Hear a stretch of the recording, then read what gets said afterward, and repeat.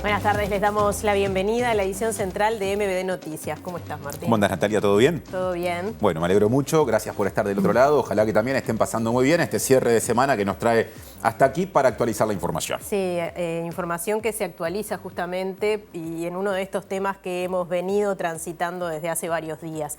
El comisionado parlamentario para el sistema carcelario, Juan Miguel Petit, aseguró que el Estado fracasó y es responsable civilmente de la muerte de los 6 presos en el ex Comcar tras el incendio del 28 de diciembre pasado. Petit pidió que sus familias sean resarcidas económicamente por el gobierno, al que adjudicó responsabilidad por el daño que provoca la falta de tratamiento en las cárceles. Fue una conferencia de prensa la que hubo hoy en la que hubo mucha información al respecto, porque además, junto a integrantes de la Institución Nacional de Derechos Humanos y Defensoría del Pueblo, entregó un documento que recomienda, por ejemplo, más asistentes sociales y profesionales de la psicología para el ex Comcar. En este marco, además, desde el Ministerio del Interior, en este caso, se anunció que en breve se va a lanzar, atención, una estrategia nacional de reforma del sistema penitenciario que se anuncia impactará en los próximos periodos de gobierno y además también se informó que este año se van a agregar 3.500 nuevas plazas carcelarias que según las autoridades van a terminar con el hacinamiento en los centros penitenciarios. Bueno, tendremos el desarrollo de esta información. Pasaron más cosas. Aquí están los titulares del viernes. El Ministerio del Interior presentó 100 nuevos patrulleros para usar en todo el país y la instalación de 48 cámaras de videovigilancia que se colocaron en Malvín, al sur de Avenida Italia. Luego de su detención hace algunas semanas en Foz de Iguazú, Paraguay le solicitó a Brasil la extradición de Diego Marcet, hermano del narcotraficante Sebastián Marcet. El director de Recursos Financieros de la Intendencia de Montevideo entiende que la disposición que separa el pago de la patente de rodados de la multa beneficia a los infractores. El Ministerio de Transporte y Obras Públicas elevó el límite de velocidad permitida en 5 tramos de las rutas nacionales, tras la evolución de los radares hecha por el Centro de Sistemas Inteligentes de Tránsito. Desde el próximo lunes, las instalaciones del Servicio Nacional de Sangre pasarán al servicio de hemoterapia del Hospital Militar tras el incendio que afectó el edificio y el stock. Este lunes, el programa Activamente de la Secretaría de Personas Mayores de la Intendencia de Montevideo comenzará sus talleres en 8 puntos de la ciudad. Serán gratuitos y no requerirán de inscripción previa. 4 tortugas marinas fueron liberadas en Punta del Este por la organización Carumbé, luego de que llegaran a nuestras costas enredadas en redes de pesca y otras afectadas por la ingesta de plástico. La Embajada de Palestina le reclamó a Uruguay que respalde un alto al fuego en Gaza, en respuesta al anuncio hecho por Cancillería de que Israel habilitó la exportación de carne uruguaya con hueso. Los ataques de una coalición liderada por Estados Unidos y el Reino Unido a Yemen provocaron la reacción del mundo árabe y amenazan con extender aún más el conflicto en Oriente Medio. El gobierno argentino calificó como un espanto los datos de la inflación de diciembre, pero sostuvo que sin sus medidas el país hubiera quedado al borde del precipicio. Un par de sugerencias para vernos, estén donde estén y tengan el dispositivo que tengan. Una, la web del canal tvciudad.uy. La otra, la emisión en vivo a través de YouTube. Ahora prepara y presenta el móvil de arranque Natalia Nogués. Sí, lo decíamos recién en la portada. Hubo declaraciones bastante fuertes en la conferencia de prensa que se llevó adelante en el Parlamento tras el fallecimiento de 6 personas reclusas en un incendio en el ex Comcar. Allí en el Parlamento estuvo cubriendo la conferencia y estamos ya mismo en contacto con nuestro compañero Diego Martini. Natalia, Martín, ¿qué tal? Buenas tardes para todas y todas. Conferencia de prensa que contó con la presencia de Juan Miguel Petit, el comisionado parlamentario para el sistema penitenciario, y con presencia de la Institución Nacional de Derechos Humanos, además de personas que están vinculadas también al sistema carcelario, y también, entre otras personas, estuvo Diego Sanjurjo por el Ministerio del Interior. Fuertes críticas, recomendaciones y desazón también por parte de Petit por esta situación que ocurrió el 28 de diciembre con este incendio provocado por otros reclusos que dejó como saldo a 6 fallecidos. Ampliaremos sobre lo que pasó en esta conferencia en unos minutos.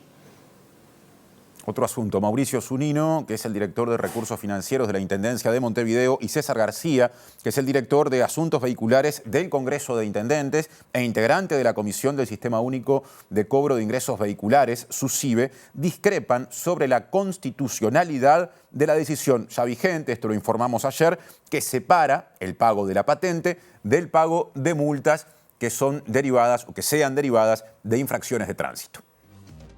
Nosotros entendíamos que no era aplicable la norma en primera instancia, que tiene vicios de constitucionalidad, que no tuvo o es una intromisión en las autonomías y que por lo tanto no era aplicable en términos de lo que efectivamente se quería buscar. En mi opinión creo que no.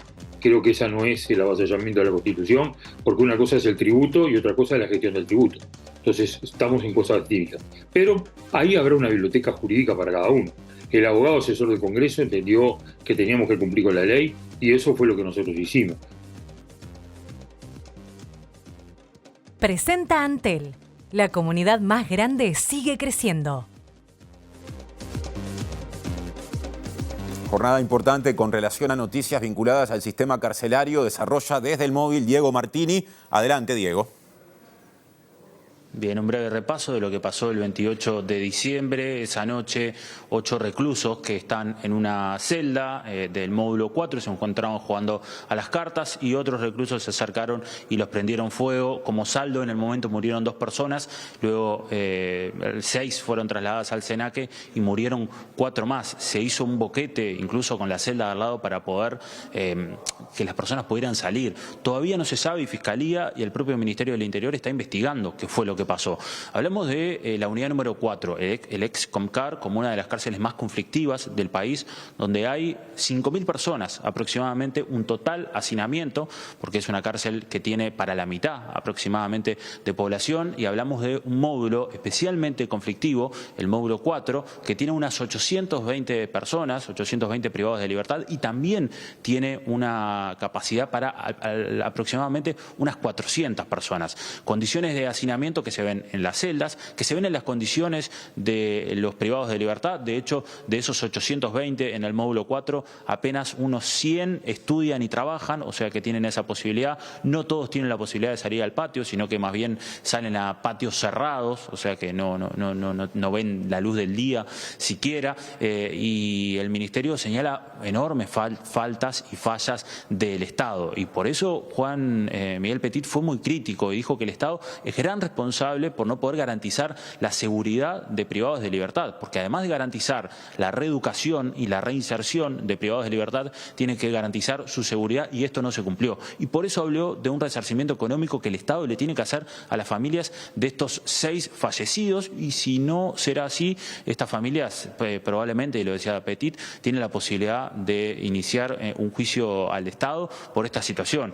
Algunas de las situaciones que plantea el documento del módulo 4, que dice que es especialmente crítico y que ya lo habían señalado, es la escasez de personal y la superpoblación, como decíamos, que es excepcional el acceso al patio, cuando lo mínimo debería ser 1 hora diaria o 2, después que los internos en general solo acceden a las planchadas, espacios internos, y que hay falta de personal cuyos guarismos no hacemos públicos, dice la institución, por razones de seguridad y sentido común. Y a esto debe agregarse que hay una enorme falta de actividades, no hay opciones de educación física, solamente hay servicios de ACE una vez por semana. Y algo que hacía referencia a Petit, y ahora lo vamos a escuchar, Petit que, como decíamos, muy por momentos molesto por esta situación, porque entiende que es un tema que tiene que recurrir a todos los partidos, que se tiene que trabajar ministerialmente. Bueno, decía, no hay un psicólogo, y cuando a algunos le preguntamos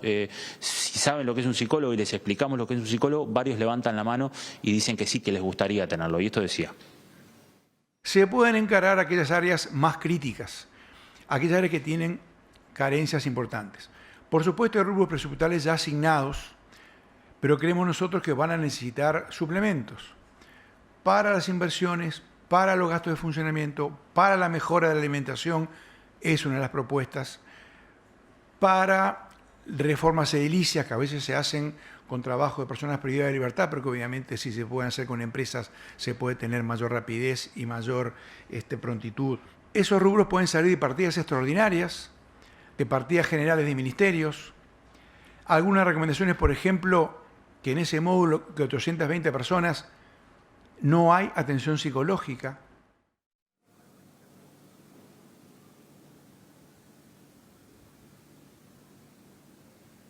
Bien, bueno, además de eso, algunas de las otras recomendaciones, instalar cámaras de videovigilancia, tanto sobre el anillo perimetral como dentro del edificio de la unidad. Petit decía, hace 9 años que soy comisionado parlamentario y no entiendo todavía, y es un enigma para mí, por qué no se han puesto cámaras de videovigilancia. Bueno, según dijo, el Ministerio del Interior ya le garantizó que van a poner cámaras de videovigilancia, establecer regímenes de patio para todos los sectores, tomar medidas urgentes para reforzar la cantidad de funcionarios técnicos y de seguridad, conformar un fondo concursable para que entidades externas de la sociedad civil amplíen su presencia dentro del sistema con actividades socioeducativas, deportivas, culturales o de tratamiento, crear comités de prevención de conflictos con referentes y delegados como se hace en otras partes del mundo, contar con un formulario base de cada interno, agilizar movimientos por progresividad, esto refiere a los traslados a unidades con mayor apertura y mejores posibilidades socioeducativas, institucionalizar la elección de delegados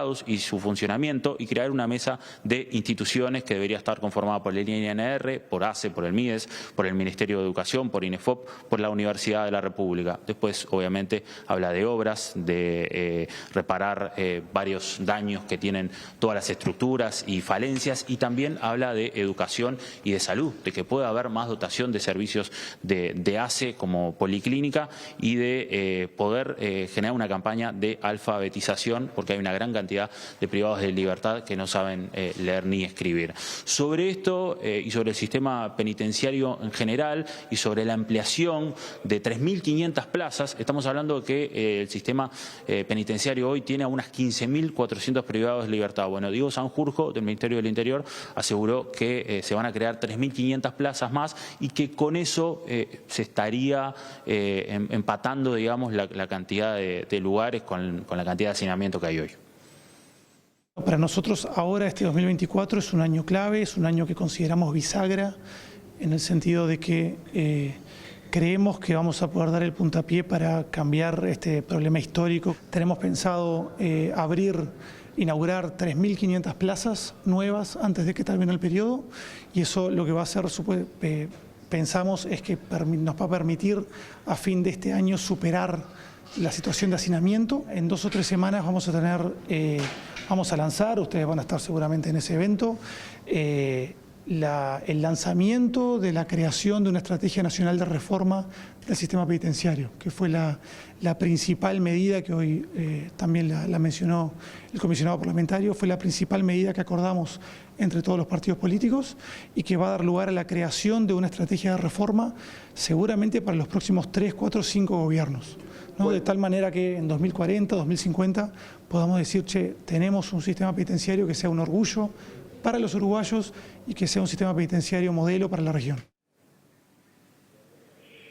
Bien, esto es lo que decía Diego Sanjurjo referente a ese sistema penitenciario. Por lo pronto, las 3.400 plazas más que se van a realizar van a ser frente a Punta de Rieles y también va a tener una participación público-privado. Y recordar nomás que el próximo viernes va a estar presente acá en el Parlamento el ministro del Interior, hablamos de Nicolás Martinelli, recibido por el Senado, que, bueno, recordemos que el Frente Amplio había pedido su presencia y va a presentar su estrategia al frente del Ministerio del Interior y va a traer mucho dato, sobre todo va a traer las cifras de este año 2023 y va a traer, bueno, cómo se ejecutaron algunos programas en algunos barrios, sobre todo en diciembre, algunos programas que implementó el Ministerio del Interior con nuevo equipamiento, con nuevas cámaras, con nuevo patrullero y qué resultado han tenido y qué resultados esperan. Así que en la próxima semana se seguirá tratando el tema seguridad vinculado también al sistema carcelario.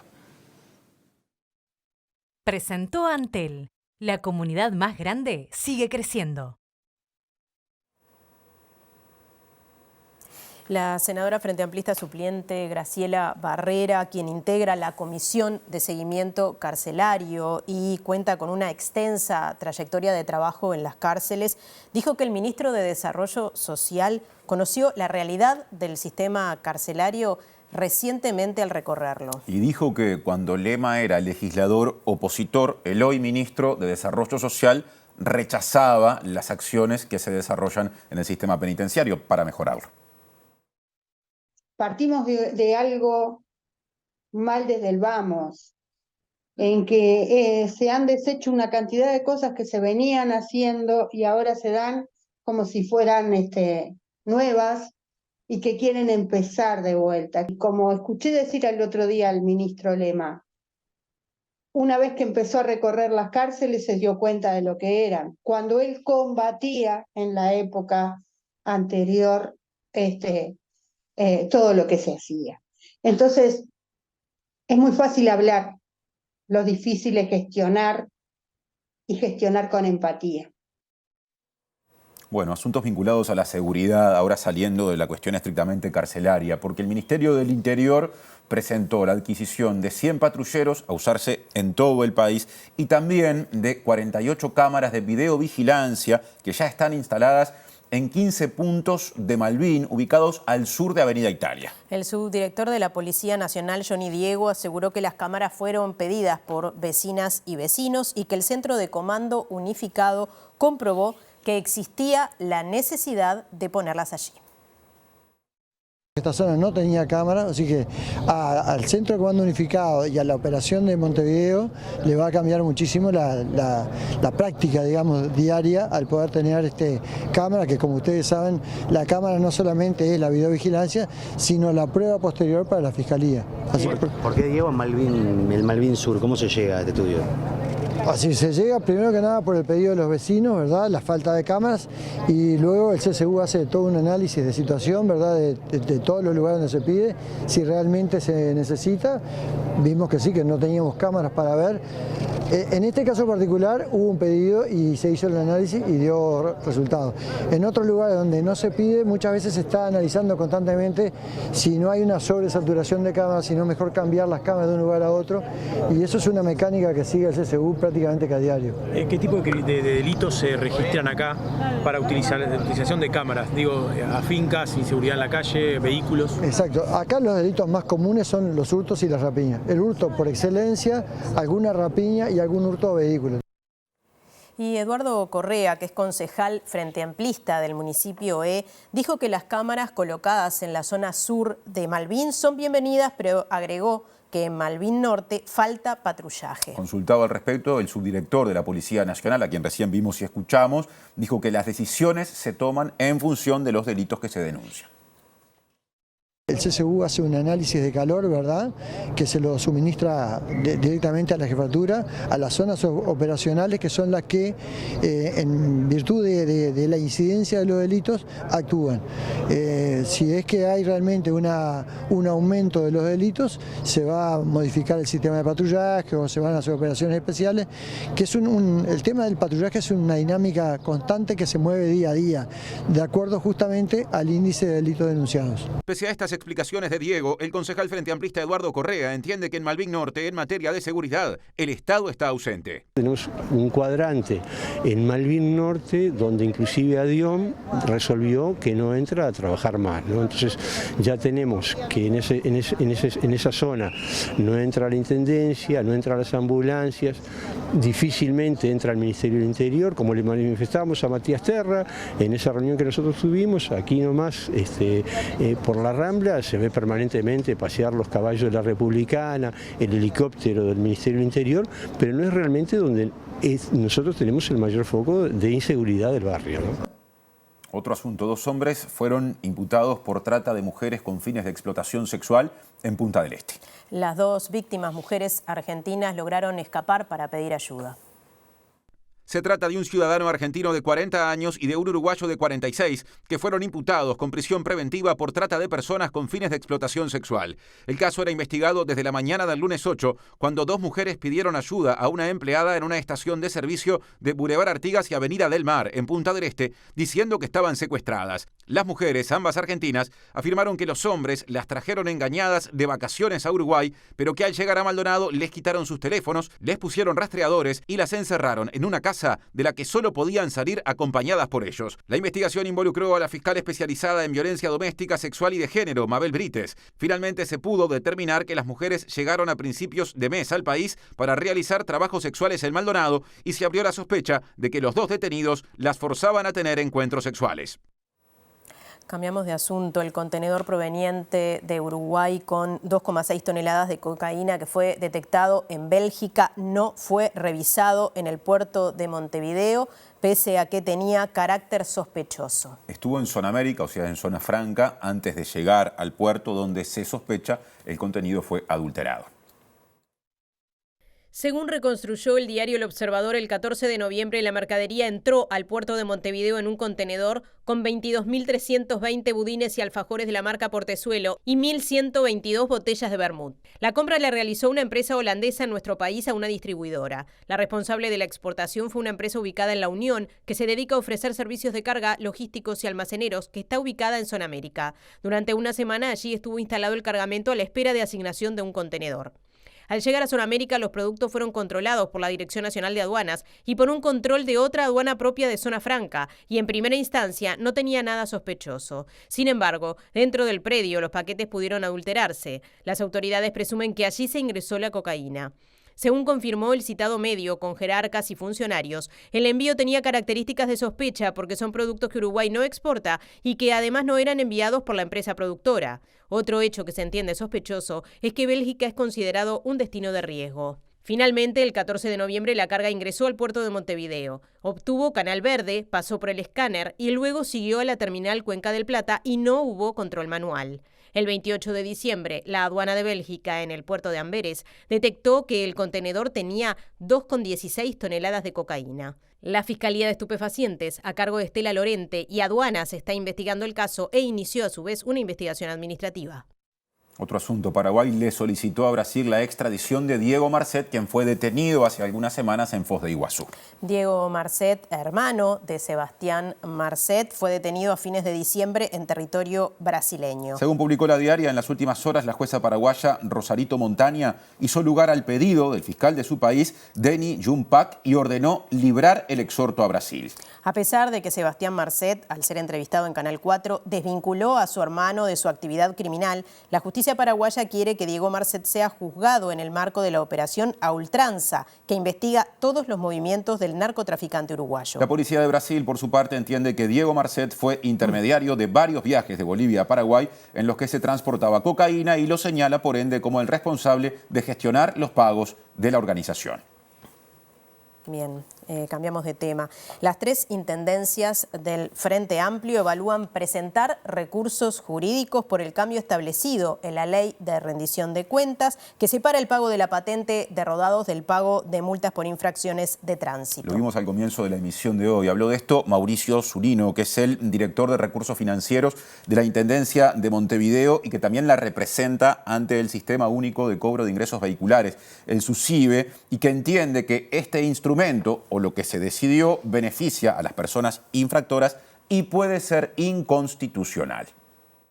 Nosotros entendíamos que no era aplicable la norma en primera instancia, que tiene vicios de constitucionalidad, que no tuvo o es una intromisión en las autonomías y que por lo tanto no era aplicable en términos de lo que efectivamente se quería buscar. Este instrumento, en definitiva, termina siendo perjudicial para el tema de lo que tiene que ver con todo lo vinculado a seguridad vial.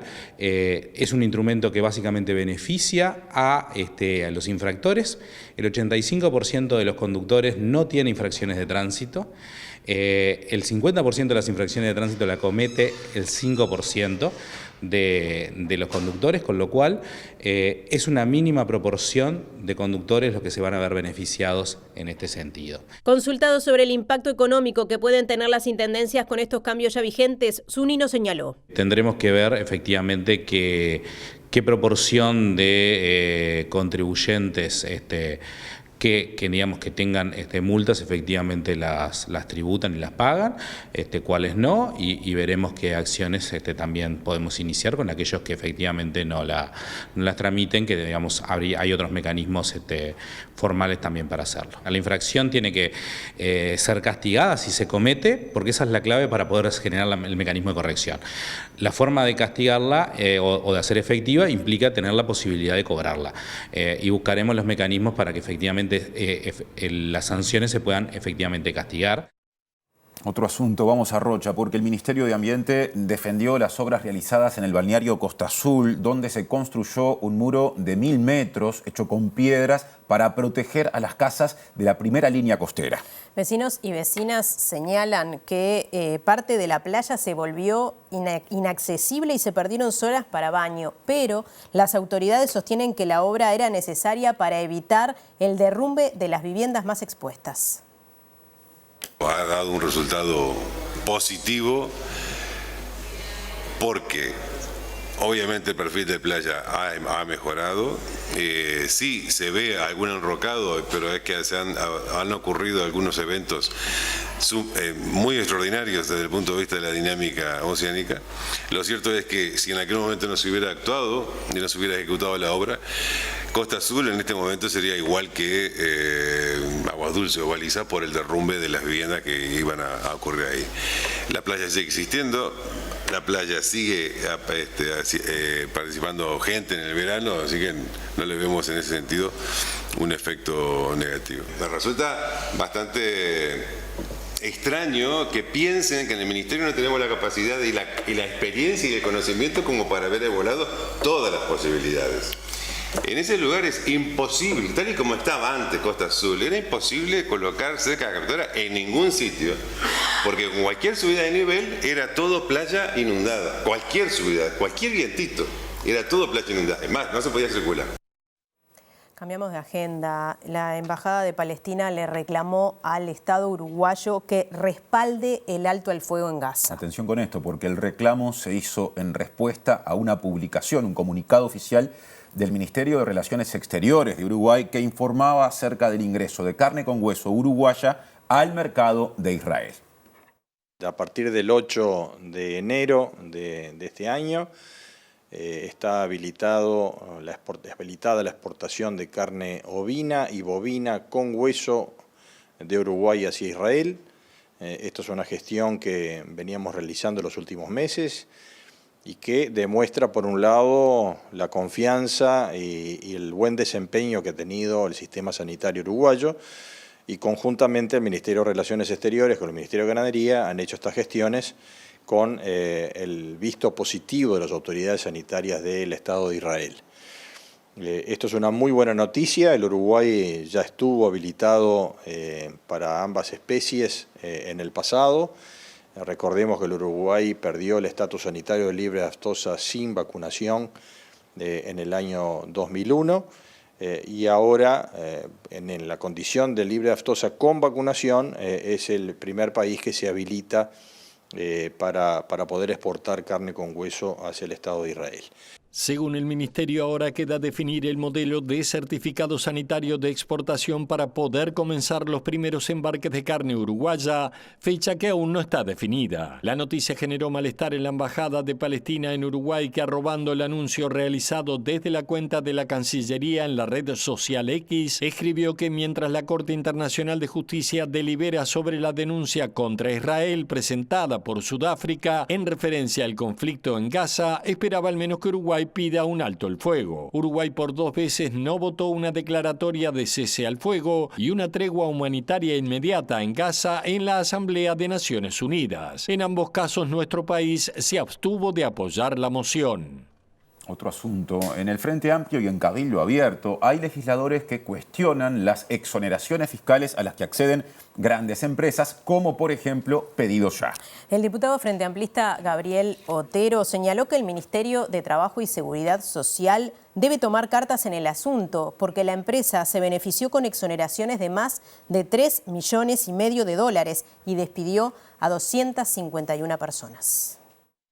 Pedido Ya, como tú sabes, inicia su existencia en Uruguay a partir de unos jóvenes aparentemente que lograron armar la empresa, la idea, con la ayuda de la ANI, es decir, del Estado, dando posibilidades y condiciones para que se desarrolle. Después la empresa creció, se vendió el 70% hasta capital alemán, y una empresa que en los últimos años ha estado usufructuando las ventajas de invertir en Uruguay, con subsidios, millonarios, ¿no? 25 millones de unidades indexadas, unidad indexada anda más o menos en 5 o 6 pesos, subsidios donde se quita el valor agregado para importaciones de infraestructura, es decir, estamos frente a una empresa que con todas las de la ley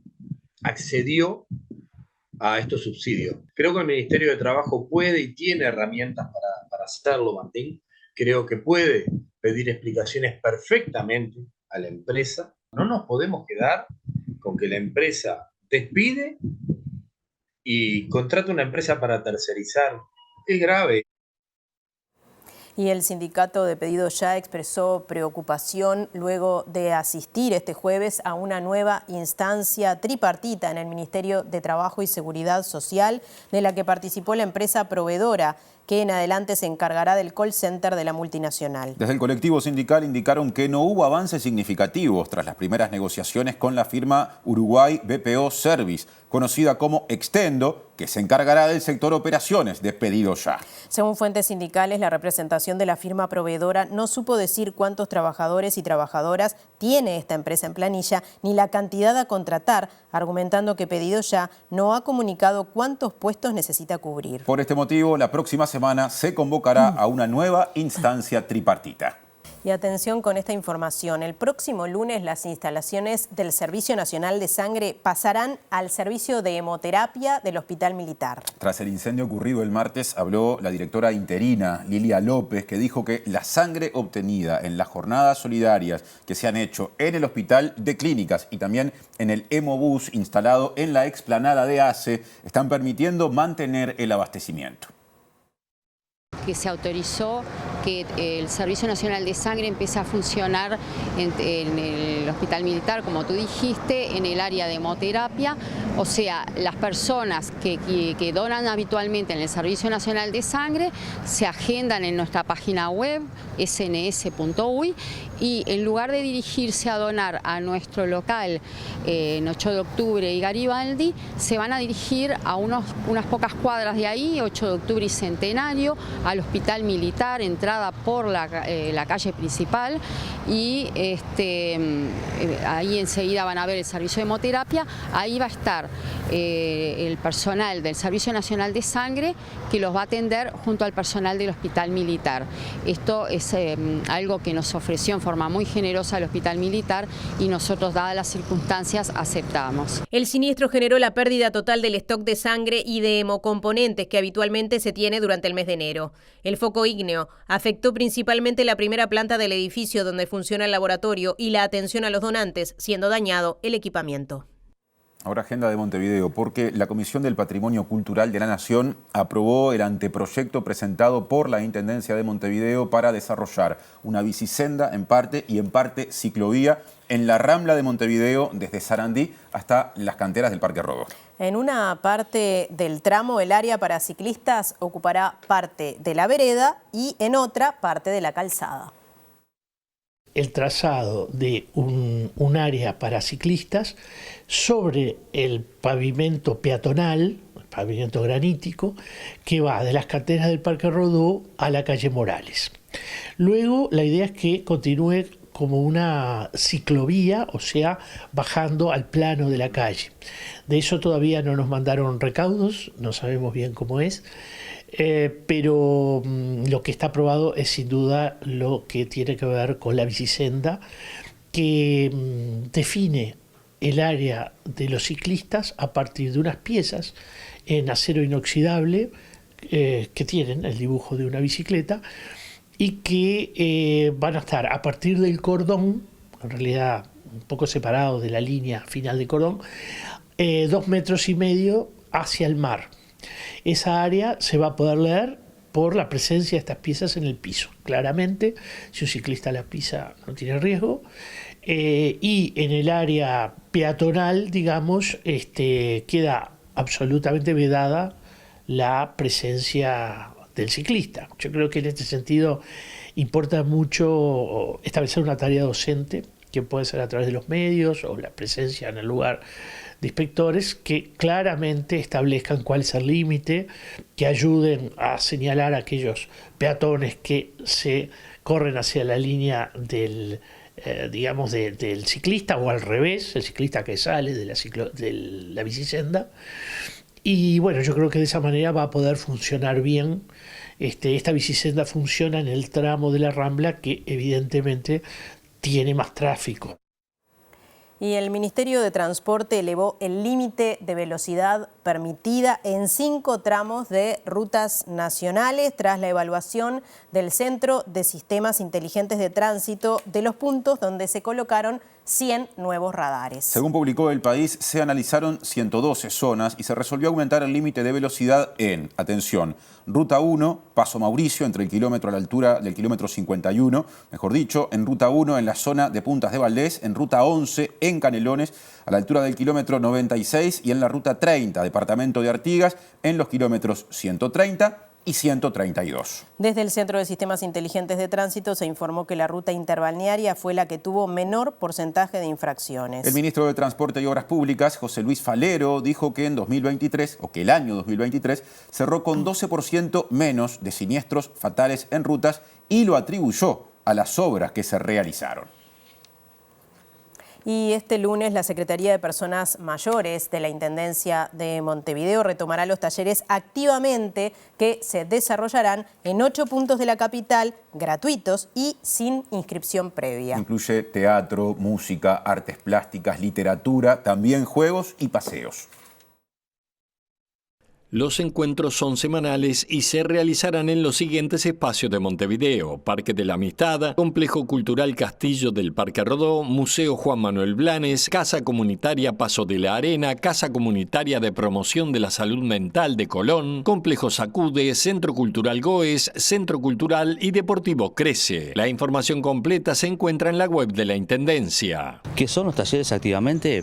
Bueno, son talleres que tienen distintos tipos de expresión. ¿No? Pueden ser a través de la música, a través del teatro, a través del espacio lúdico, ¿no? Lo importante de estas actividades es que buscamos promover el envejecimiento activo y saludable, por un lado, y también buscamos la integración, ¿no? Que las personas vengan a estos espacios, se encuentren con otros pares, que pueden ser personas de la misma edad, personas mayores de 60, como están pensados estos talleres, pero también están pensados para ser en forma intergeneracional, ¿no? Si hay alguna persona, una abuela, un abuelo que está cuidando a su nieto, que lo lleve, que lo integre. Estas actividades para personas mayores se suman a las de la Secretaría de Deportes en distintas playas y plazas de la capital. A su vez, Molinelli recordó que existe un servicio de atención a situaciones de abuso y maltrato a personas mayores. Las vías de contacto son por teléfono 1950 55 55 o por formulario publicado en la web de la Intendencia. Más asuntos de Montevideo. Se celebran por estos días los 80 años de la construcción nada más ni nada menos que del Teatro de Verano Ramón Collazo. Y en un trabajo, una investigación vinculada a ese centro de espectáculos, digamos, tan importante para la cultura montevideana, la historiadora Milita Alfaro dijo que en su momento la construcción enfrentó a quienes defienden un concepto o defendían un concepto de alta cultura con quienes defendían el concepto de lo popular. Y la investigadora especializada en carnaval también compartió sus expectativas sobre la edición de Carnaval de Montevideo que está a punto de empezar. Ahí de controversia, digamos, de disputa de competencias entre el Sodre, que fue uno de los impulsores de la construcción del teatro, y la Intendencia de Montevideo, que es quien asume la responsabilidad de finalmente concretarlo. Y donde la Intendencia siempre tuvo la idea de convertirlo en la locación para el concurso de agrupaciones. Había esta dualidad de proyectos, ¿no? Es decir, un teatro más volcado, es decir, a lo que podía ser las bellas artes, la alta cultura, el ballet, los conciertos, en esta cosa también de una política paternalista, es decir, de un Estado que educa al pueblo, es decir, con entradas a precios muy, muy populares, como forma justamente de llevar al pueblo todo ese buen gusto y digamos, esas formas de arte a las que no tenía acceso. Y este otro proyecto de la Intendencia, que por supuesto no negaba, es decir, lo anterior, pero que reservaba o reclamaba un lugar muy, muy protagónico para el carnaval. Estudiosa del carnaval, Alfaro dijo que espera que las murgas sigan cumpliendo una de sus características centrales, como es la crítica al gobierno de turno desde su origen. No hay hecho cultural que no esté atravesado por la política de una manera u otra, y mucho más el carnaval, que históricamente ha tenido justamente, es decir, uno de sus principales ingredientes es esta cosa cuestionadora del poder. Contrariamente a lo que se dice, el carnaval ha criticado al gobierno, sea del color que sea, a lo largo del tiempo, y sobre todo a partir de la murga. Si no lo hiciera así, estaría negando su propia esencia. Y yo creo que este año, bueno, no va a ser la excepción, creo. Complemento, al cabo de una hora se agotaron las invitaciones gratuitas para presenciar el espectáculo que el próximo lunes va a conmemorar los 80 años justamente del Teatro de Verano. A propósito, se van a presentar Alejandro Luzardo y la Candombera, Tinta Brava y el Bandón Murguero y Cumbiaracha, y va a ser conducido por nuestra compañera Florencia Infante.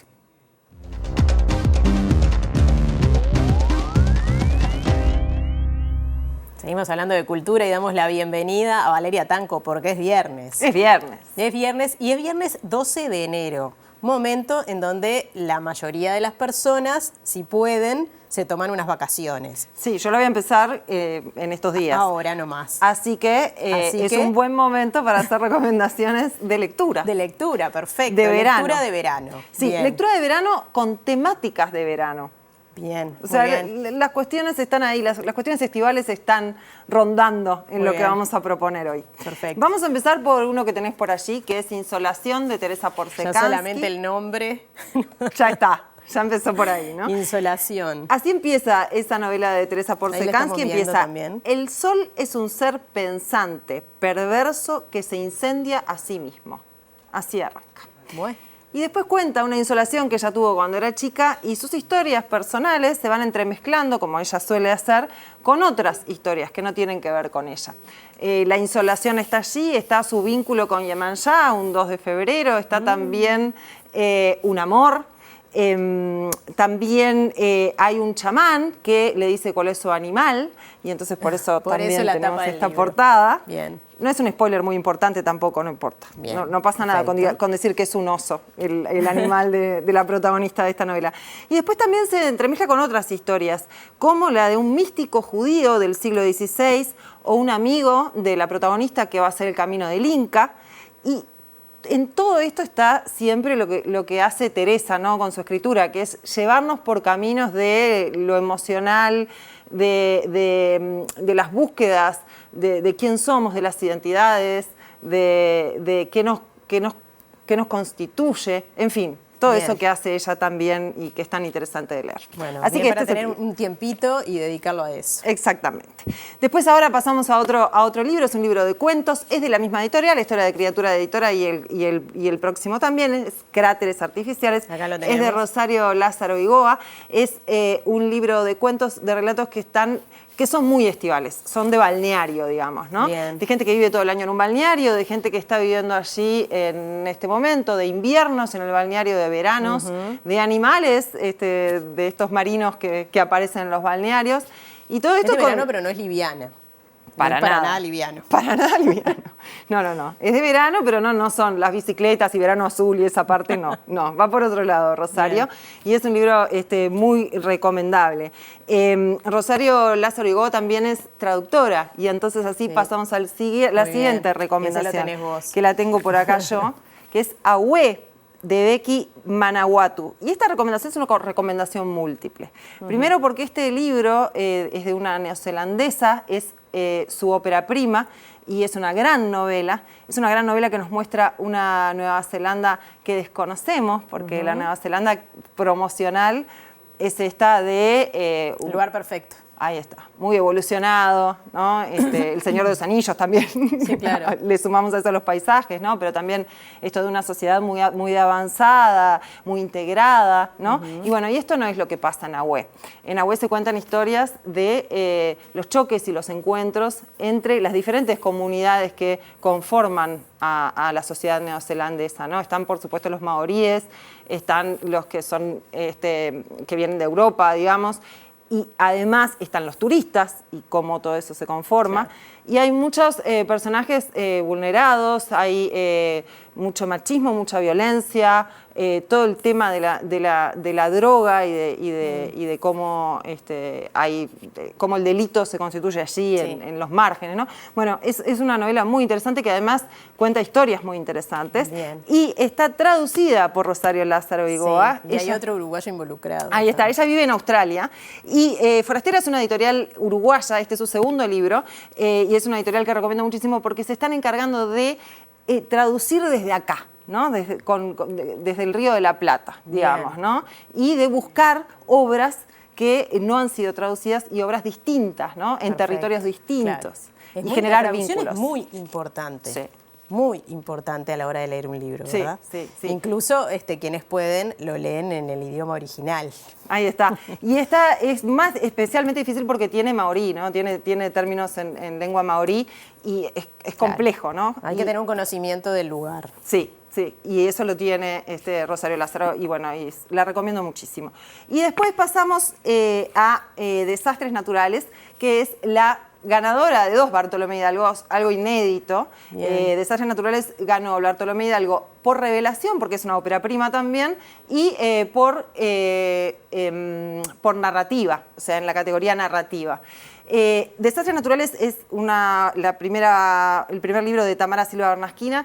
Ella vivió en Aiguá, es oriunda de Minas, pero vivió en Aiguá mucho tiempo y entonces estos cuentos de desastres naturales, estos relatos están impregnados por esos paisajes muy uruguayos y al mismo tiempo como muy distintos a los que vivimos en la ciudad estamos acostumbrados a tener alrededor, ¿no? Dijiste que era algo inédito el hecho de que ganara estos 2 premios. ¿Qué edad tiene Tamara? Tiene 23. 23 años. Nació en el 2000. Y bueno, y ella además había recibido un premio, un incentivo a la edición Felisberto del INLET. Eso es importante también de destacar, ¿no? Porque esos incentivos a la edición y a la publicación es lo que hace que empiecen a aparecer nuevos autores también y les da posibilidades a los nuevos autores y las nuevas voces. Y bueno, esta voz se vino con todo, es muy recomendable. Y ella habló conmigo cuando hicimos TV Ciudad de Feria y le pregunté específicamente por esto, si el paisaje de Aiguá la condicionó o la ayudó en los relatos. Habrá sido una musa. Este tipo de relatos. Ahí está. Vamos a verlo. Yo creo que en Desastres Naturales hay como una atención mínima a cosas mínimas también. Una atención no sé si es mínima, pero sí a cosas mínimas, como la reducción del primer plano a animales, a movimientos de plantas o a funcionamiento de ciertas estructuras como familiares que son muy reducidas. Entonces yo creo que sí, además fue un libro que se escribió durante la pandemia, entonces también había como... La ciudad estaba siendo muy insoportable, tapabocas para todos lados, como bueno, si estaban muy amontonados ya era como una cuestión peligrosa. Entonces yo estaba ya mientras lo escribía, al menos casi todo ese año, y me parece que había algo de un interés por volcar la atención hacia otros lugares y hacia otros movimientos también. Las noticias internacionales. Les contamos que Quinto Lucas, uruguayo, que fue vicecanciller de Ecuador durante los gobiernos del expresidente Rafael Correa, dijo que ese país es un estado fallido tomado por el narcotráfico y en el que hay fuerte influencia de Estados Unidos. Y agregó que en Ecuador se tiene más respeto por las Fuerzas Armadas que por la policía. Es el mayor exportador, digamos, de coca hacia Europa cuando Ecuador no produce coca. Entonces, eso empezó ya hace unos 4 años. Los últimos 2 años es cuando la violencia ya explotó porque empezaron a surgir distintas bandas o distintas mafias que se disputaban los territorios, sobre todo los territorios vinculados a puertos, que es de donde sale la droga. Y en los últimos meses empeoró porque, bueno, hay matanzas en las cárceles, enfrentamientos y además una ineptitud del Estado de tratar de contrarrestar eso. Es un Estado fallido, es un Estado tomado por el narcotráfico, es además un Estado cada vez menor porque no solo en el tema de seguridad, también pasó en lo de salud, en temas de educación, todo el Estado está en una crisis total en el Ecuador.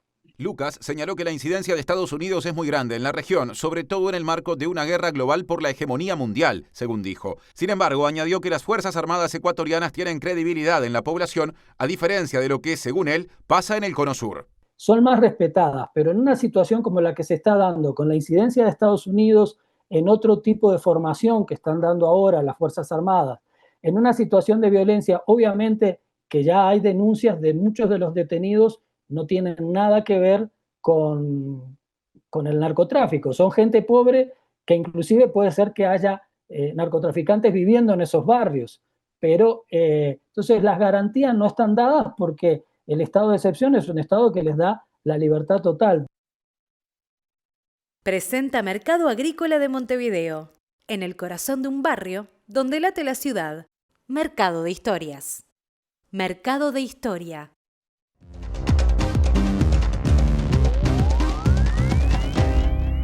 ¿Qué tal? Buenas noches. Hablamos de la crisis en Oriente Medio. Mientras se expande la guerra por toda la región, hablábamos de los bombardeos entre Hezbollah e Israel en el norte, en la frontera, pero ahora tenemos que hablar de este ataque de las últimas horas de una coalición encabezada por Estados Unidos y Gran Bretaña sobre los hutíes del Yemen. Y esto nos va a llevar a hablar de la guerra del Yemen, una guerra que ha tenido poco marketing porque hay otros países que pesan más a la hora del análisis internacional, pero Yemen hace 10 años que está en guerra y los rebeldes hutíes que fueron bombardeados son quienes se han hecho con el poder en ese país, son de origen chiita, están apoyados por Irán y se enfrentan al gobierno de mayoría sunita que es apoyado por Arabia Saudita. Sin embargo, Arabia Saudita, como otros países árabes, condenó el ataque a los rebeldes hutíes que desde que comenzó la crisis en Israel con Hamas no han parado de lanzar drones, de bombardear y también de secuestrar barcos comerciales, lo cual ha llevado a una crisis en una de las rutas más importantes, porque además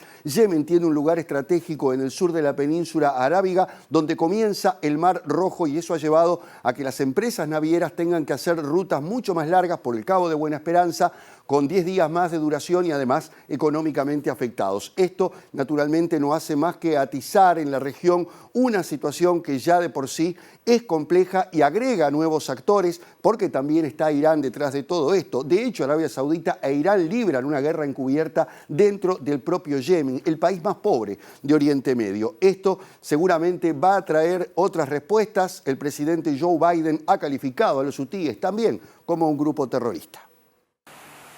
Estados Unidos y el Reino Unido lanzaron durante la noche del jueves varios ataques contra las posiciones de los hutíes en la capital de Yemen, Sanaa y otras ciudades del país, junto a Canadá, Australia, Bahrein y Países Bajos. Washington informó que en el ataque utilizó más de 100 municiones guiadas, incluidos misiles de ataque terrestre Tomahawk, para afectar más de 60 objetivos hutíes en 16 puntos distintos de Yemen, asociados con vehículos aéreos no tripulados, misiles balísticos y de crucero y capacidades de radares costeros y de vigilancia aérea. El viceministro de Asuntos Exteriores yemení, Hussein al-Aziz, denunció que su país fue objeto de un ataque agresivo y masivo y señaló que Londres y Washington tendrán que prepararse para pagar un alto precio, y prometió no dejar de atacar barcos vinculados con Israel en el Mar Rojo como señal de su apoyo a Gaza. La OTAN calificó los ataques de Estados Unidos y sus aliados contra los hutíes de Yemen de defensivos. Rusia cuestionó la legitimidad de la acción y la portavoz del Ministerio de Asuntos Exteriores ruso, María Zaharova, instó a la comunidad internacional a condenar enérgicamente el ataque por parte de un grupo de países sin mandato de Naciones Unidas, al tiempo que China mostró su preocupación por la escalada de tensión en el Mar Rojo y pidió a todas las partes implicadas que mantengan la calma y moderación para evitar una mayor escalada de los conflictos. Mientras esto ocurre en la península arábiga, hoy Israel se defendió en la Corte Internacional de Justicia de La Haya de las acusaciones de genocidio que planteó en la jornada de ayer Sudáfrica, y dijo que ese país pretende que Israel no se defienda y darle vía libre a los terroristas de Hamas. Entiende Israel que esta situación la ha provocado este grupo y no necesariamente Israel. Sin embargo, prosiguen los bombardeos en la Franja de Gaza. Hoy se volvieron a producir y Sudáfrica le ha pedido justamente a la Corte que le ordene a Israel detener los ataques.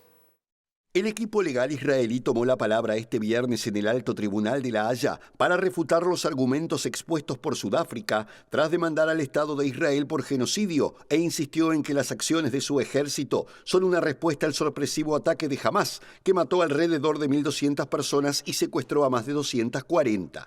El representante legal israelí Tal Beckar dijo a la Corte que Sudáfrica busca frustrar el derecho de Israel a defenderse y dejar al país indefenso, luego de mostrar a los magistrados imágenes del letal asalto de Hamás, así como un video de uno de sus líderes, Ghazi Hamad, prometiendo aniquilar a Israel. La agresión armada de Hamás contra Israel ocurrió hace 3 meses y desde entonces las fuerzas israelíes bombardean constantemente por aire, mar y tierra a la sitiada franja costera, donde más de 23.400 palestinos han perdido la vida, según las últimas cifras del Ministerio de Salud local, la mayoría civiles. Sin embargo, durante la audiencia, el representante israelí refutó esa cifra de muertos al asegurar que son estadísticas no verificadas proporcionadas por el propio Hamás e insistió en señalar que el movimiento islamista inició las hostilidades en curso, buscando un genocidio contra Israel, utilizando el mismo término del crimen del que Sudáfrica acusa a su país. Este viernes, al tiempo que el equipo legal israelí defendía la ofensiva en La Haya, sus tropas lanzaron nuevos bombardeos contra Gaza,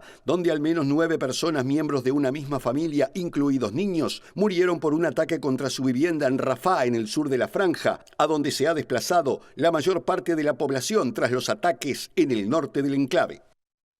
Nos vamos ahora a la República Argentina, donde el gobierno de ese país ha calificado de espantosa la inflación, pero a pesar de ello considera que la situación podría haber sido mucho peor de no haberse tomado las medidas que se tomaron en los pocos días que lleva el gobierno de Javier Milei. Esto tiene que ver con los últimos datos del INDEC, que establecían un 25,5% de inflación, que parece que va a continuar en los próximos meses, cuando el gobierno argentino aparentemente esperaba números mayores, pero la inflación interanual de 211,4% ha llevado a la Argentina a superar a Venezuela en materia de inflación. Repito, destacamos el esfuerzo del ministro Caputo y de su equipo económico. Sin las políticas de shock que se tomaron oportunamente, el precipicio hubiese sido una foto absolutamente real. Por supuesto que entendemos que el dato es absolutamente espantoso. Lo dije también ayer y en otras oportunidades. Cualquier número inflacionario siempre es un espanto. El vocero presidencial de Argentina, Manuel Adorni, dijo que hablar de 25 puntos de inflación es un dato horrible y espantoso, pero destacó el esfuerzo sobrehumano que realizó el ministro de Economía, Luis Caputo, para evitar que la inflación fuera todavía mayor, como preveía el gobierno. En conferencia de prensa, el funcionario sostuvo que muchas proyecciones se ubicaban al 7.500% anual en caso de no hacer las correcciones necesarias y a tiempo, aunque reconoció que la inflación continuará siendo elevada en el corto plazo, con reportes de 2 dígitos mensuales. Luego de que se difundieran ayer los datos oficiales que revelaron que la inflación durante 2023 fue del 211,4% anual, el presidente Javier Milei instaló la idea de que el escenario podría haber sido mucho peor, pues para diciembre se preveía una inflación del 46%, aunque la cifra no es avalada por ninguna consultora. El mandatario sostuvo que al final la inflación de diciembre solo fue del 25,5%, un éxito que también atribuyó a las medidas que tomó el ministro Luis Caputo. Presentó Mercado Agrícola de Montevideo, en el corazón de un barrio donde late la ciudad. Mercado de Historias. Mercado de Historia. 4 tortugas marinas fueron liberadas en Punta del Este por la organización Carumbé luego de que algunas llegaran a la costa en redes de pesca y otras afectadas por la ingesta de plástico. Alejandro Falabrino, que es director de esa organización, dijo que en cada año se recuperan y liberan unas 100 tortugas. Estamos liberando todo el tiempo tortugas, nos dedicamos a rehabilitarlas cuando vienen enfermas, sobre todo por temas de plástico, por hipotermia. También a veces aparecen tortugas con un caracol invasor que se llama rapana venosa, que se les suba el caparazón y no las deja nadar. Lamentablemente muchas mueren, ¿no? Aparecen todo el tema de cuando están tapadas de plástico, es imposible rehabilitarlas. Pero logramos liberar cada año unas 100 tortugas y bueno, en este caso estamos liberando todo el tiempo. En el verano aparecen tortugas más con temas de plástico, en el invierno más con temas de hipotermia, o este caracol que te dije, Rapana venosa, fluctúa, pero lamentablemente son muchas las que mueren en Uruguay. Pero la situación es grave. Son animales que están en peligro de extinción y que necesitamos trabajar todos en conjunto para poder salvarlos de todas estas amenazas que han sido creadas por nosotros, los seres humanos.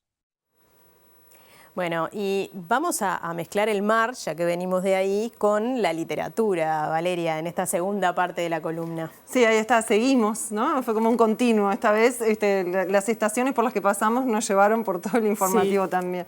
Mar es un libro recientemente editado, se llama Mar, especies, recetas, métodos de pesca y pescadores del océano uruguayo.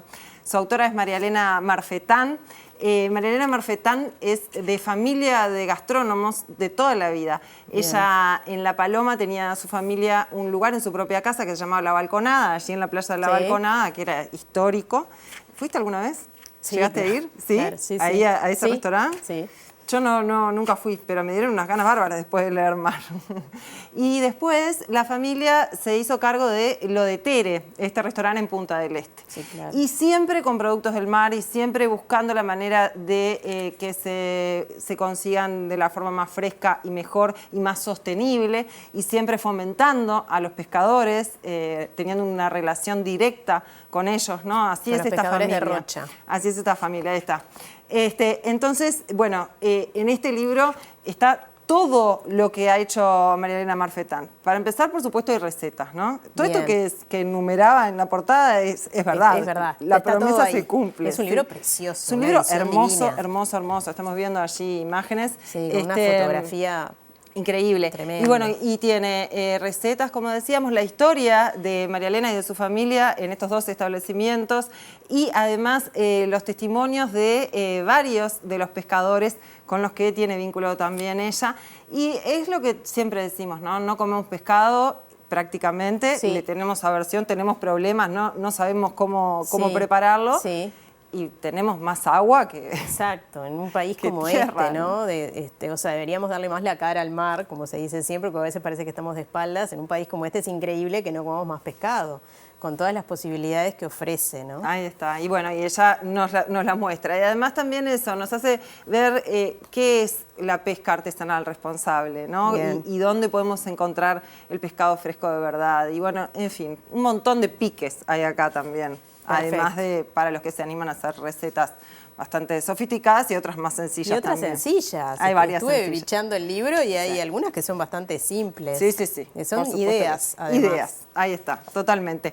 Bueno, y ella también es parte del Pacto Oceánico del Este, en el que se unen el Estado, pescadores y restaurantes. Ella siempre está en esto de estar proactiva con respecto a hacernos mirar al mar y relacionarnos de otra manera y mejorar también lo que comemos, ¿no? Perfecto. Bueno, y con respecto a esto, hay alguien que está bastante preocupada por el tema de estas granjas de peces, ¿no? De granjas de salmones. Unas en específico, que son las que hay en Islandia, por ejemplo, que son estas que son como jaulas en océano abierto, ¿no? Hay una gran crítica a eso, ¿no? En el mundo. Y, por ejemplo, la crítica de estas personas. Sí, de Björk, que escribió una canción hace bastantes años que se llama Oral e invitó a la Rosalía, entonces se juntan una islandesa y una española, para hacer esta canción, una versión de esta canción, cuyos todo lo que gane esta canción va hacia una ONG que está trabajando para que se frene este tipo de cultivo del salmón, ¿no? Bien. Cultivo se dice, ¿no? Estoy bien. Sí, o producción. Producción del salmón, ahí está. Es muy interesante todo el tema de las granjas, ¿no? De las granjas de producción. Y hay buenas y malas también, ¿no? Un poco pasa eso, ¿no? Sí, claro. Hay buenas formas y buenas prácticas. Bueno, tiene mucho que ver el libro con todo esto, ¿no? Exactamente. Así que... Bueno, entonces nos vamos con Björk y Rosalía y Oral. Música, literatura y música de la mano.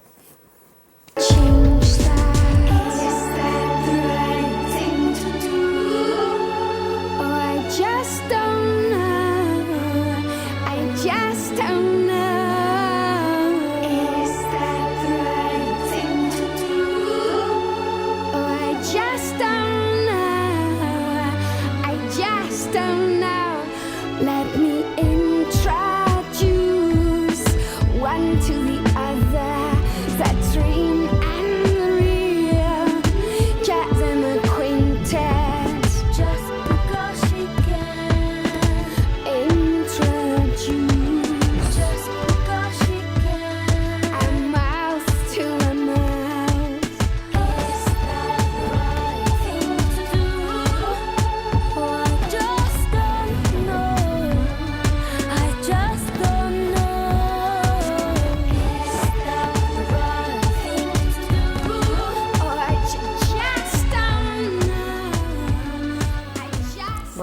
dejando la música un poquito atrás, terminamos esta edición central de viernes. Y vamos a meternos en el pronóstico del tiempo con esa preciosa ciudad iluminada con el sol de esta hora que en verano la vuelve más linda y con proyección de un fin de semana que algo de agua aparentemente tendría, Natalia. Sí, mañana sábado 13 de enero.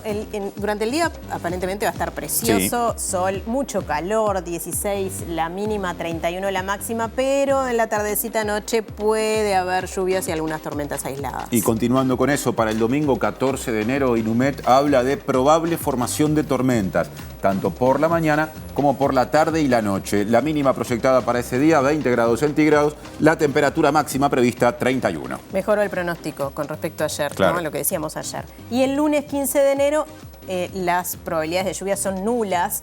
Hay sol, 30 grados la máxima, 18 la mínima. Así que ese es el panorama pensando en los días, en las horas que vienen de descanso para mucha gente. Y estamos ahora sí llegando al final. Ahora sí llegamos al final. Como todos los días, les pedimos que se queden en la pantalla de TV Ciudad porque ya viene Lado B, lo mejor de Lado B, y luego Mira Montevideo. Gracias por estar, buen fin de semana y hasta el lunes. Hasta el lunes.